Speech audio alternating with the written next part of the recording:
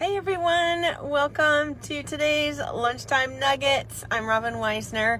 I'm a life coach and I am the creator of the Lighter Way Wellness Program, which is a whole life wellness program for women in midlife. And it's Monday. And I'm coming to you live from my car. My husband is here with me. Hey Monica. We had some things that we need to take care of today, and so I wasn't going to be home in time, and I thought, hey, I'll just pop on here live now.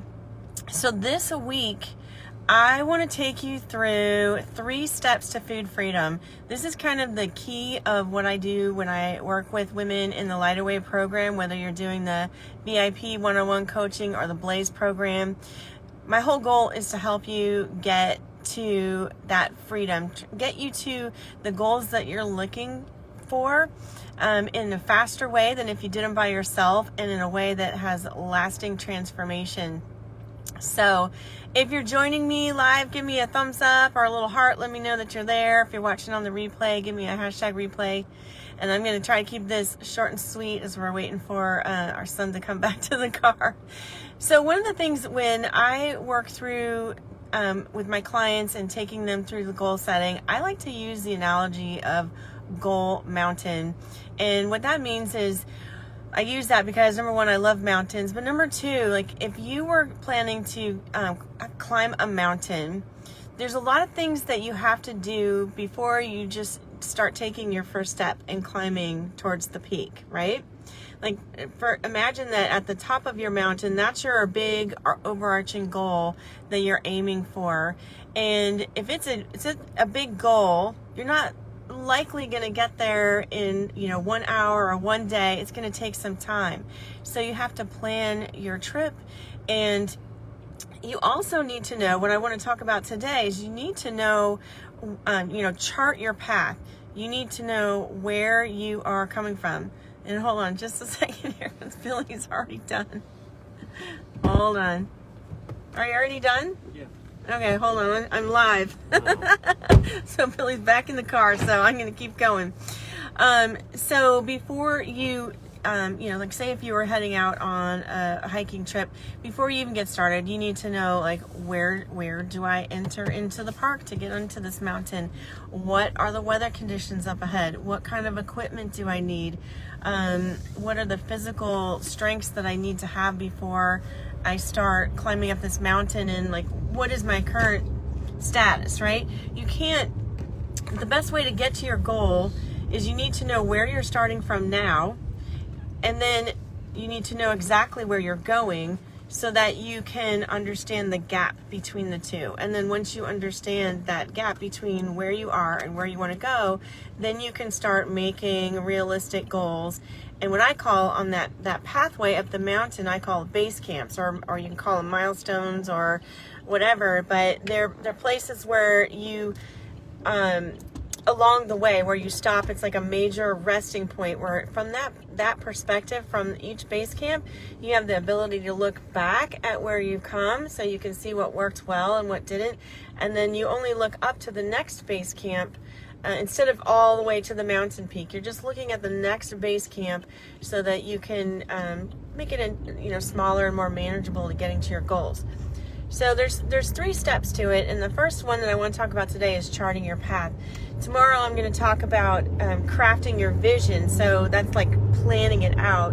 And then we'll talk about choosing your focus, what that one thing is that you want to focus on. And then we're going to talk about on Thursday what happens when you don't have support around you. So today, talking about charting your path. So when it comes to your health and wellness journey, before you get started, it's really important to understand where you are now. What's the reality of where you are today?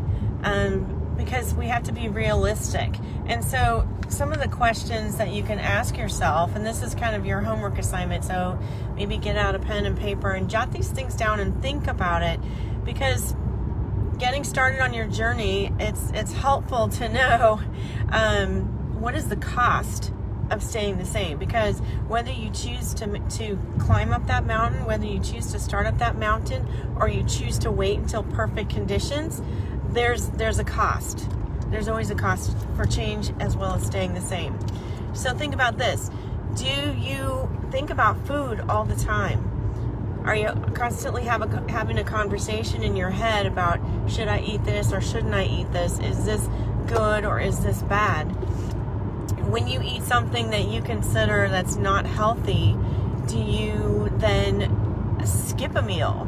Or is your thought process like, now I need to go like work out extra to burn that off? Do you have strict food rules to where there's just like, it's just so rigid, you're restricted in maybe your social activities? You find yourself bringing your own food to parties because you don't trust yourself around food that you didn't make, food that you're not familiar with. Do you binge and then skip meals afterward and starve yourself afterward? Do you struggle with poor digestion and bloating? Do you get fatigued and headaches? You have swollen ankles and joints. When you're out in public or eating in a social situation, do you compare your plate to other people's plates? Do you worry about what people think about what's on your plate? Do you eat in secret? Are there things that you eat in secret that you don't want other people to see? And do you constantly go through that weight gain, weight loss cycle where it's just, you get results at first with a new diet, which always happens, but then you go right back to the same habits? These are all things that, so many of the women I work with, we struggle with these things, and we have a hard time getting started to get up that mountain because we think it's too hard. It's such a big task, but at the same time, we're not looking at the cost of staying the same. How long do you want to stay in this frame of mind where you are thinking about food all the time, where it's like an obsession, or it's so restrictive you can't really be free to enjoy yourself? I mean, my goal is to help women be able to eat in a nourishing way, in a loving way, effortlessly, that it's not something that you have to think about so much, that it happens naturally. So I told you I'd keep it short today. That is my first point, is charting your path. So I challenge you to play this back and take some notes. How many of these things do you experience right now? What is the cost of not changing? And tomorrow we're going to talk about casting your vision. Where do you want to be? And so I'm going to take you through those steps tomorrow. If this was helpful for you, I hope that you'll tag a friend and share it.